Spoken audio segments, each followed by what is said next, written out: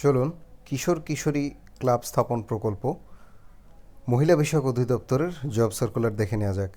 এখানে বর্তমানে 3টি পদে নিয়োগ বিজ্ঞপ্তি আছে। সর্বপ্রথম যে পদ আছে সেটি হচ্ছে জেন্ডার প্রমোটার।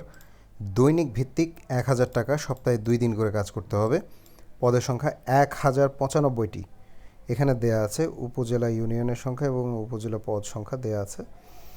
যোগ্যতা এইচএসসি পাস এবং কম্পিউটার চালনায় মাইক্রোসফট অফিসে বাস্তব অভিজ্ঞতা থাকতে হবে। সংশ্লিষ্ট বিষয়ে 2 বছরের বাস্তব অভিজ্ঞতা। মহিলা প্রার্থীদের অগ্রাধিকার দেওয়া হবে এবং বাইসাইকেল চালনায় পারদর্শী হতে হবে। এরপর হচ্ছে সঙ্গীত শিক্ষক, দৈনিক ভিত্তিক 500 টাকা, সপ্তাহে 1 দিন। পদের সংখ্যা 4,883 জন, প্রতি ইউনিয়নে মাত্র 1 জন করে।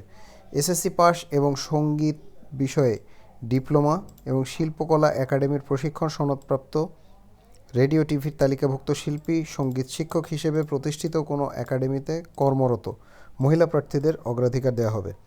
সর্বশেষ যে পদটি সেটি হচ্ছে আবৃত্তি শিক্ষক, দৈনিক ভিত্তিক 500 টাকা বেতন, সপ্তাহে 1 দিন করে।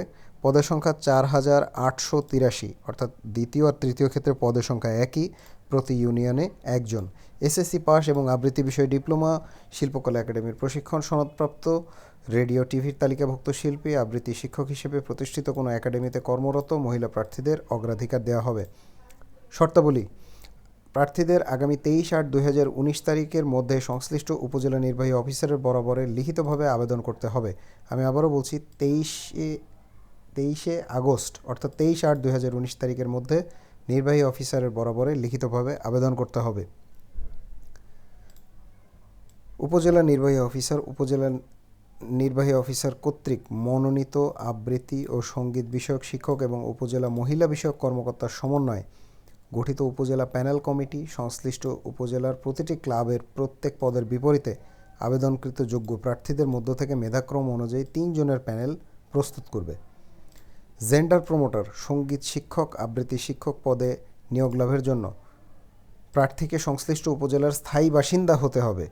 যদি কোনো কারণে সংশ্লিষ্ট উপজেলার যোগ্য প্রার্থী পাওয়া না যায়, তাহলে পার্শ্ববর্তী উপজেলা হতে সংশ্লিষ্ট উপজেলায় নিকটবর্তী প্রার্থীকে নিয়োগ প্রদান করা হবে। সরকার নির্ধারিত কোটায় শহীদ মুক্তিযোদ্ধা বা মুক্তিযোদ্ধার সন্তানদের সন্তান, এতিমখানা নিবাসী ও শারীরিক প্রতিবন্ধী উপজাতি, আনসার ও ভিডিপি প্রার্থীদের ক্ষেত্রে কোটা সংক্রান্ত বিষয়ে সর্বশেষ সরকারি সিদ্ধান্ত গ্রহণযোগ্য হবে। আগামী 1/8/2019 তারিখে সংশ্লিষ্ট পদের প্রার্থীদের বয়স 30 বছরের মধ্যে হতে হবে।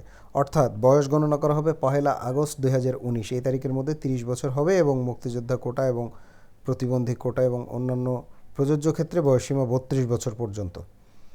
আবেদনপত্রের সাথে সম্প্রতি 3 কপি তোলা পাসপোর্ট সাইজের রঙিন ছবি সংযুক্ত করতে হবে। আবেদনপত্রের খামের উপরে ডান পাশে পদের নাম, নিজ জেলা, উপজেলা, জেলার নাম উল্লেখ করতে হবে। বিশেষ কোটায় আবেদনকারীকে খামের উপরে কোটার নাম উল্লেখ করতে হবে। আবেদনপত্রের সাথে শিক্ষাগত যোগ্যতা, অভিজ্ঞতা সনদপত্র, জাতীয় পরিচয়পত্র, জন্ম নিবন্ধন সনদ, নাগরিকত্ব সনদ জমা দিতে হবে এবং সকল সনদপত্র প্রথম শ্রেণীর কর্মকর্তা কর্তৃক নামাঙ্কিত সিলসহ সত্যায়িত করে দাখিল করতে হবে। তো আজ এ পর্যন্তই। যারা যোগ্য আছেন যথাশীঘ্র আবেদন করবেন। সবাই ভালো থাকবেন, সুস্থ থাকবেন, সেই কামনায় বিদায় নিচ্ছি।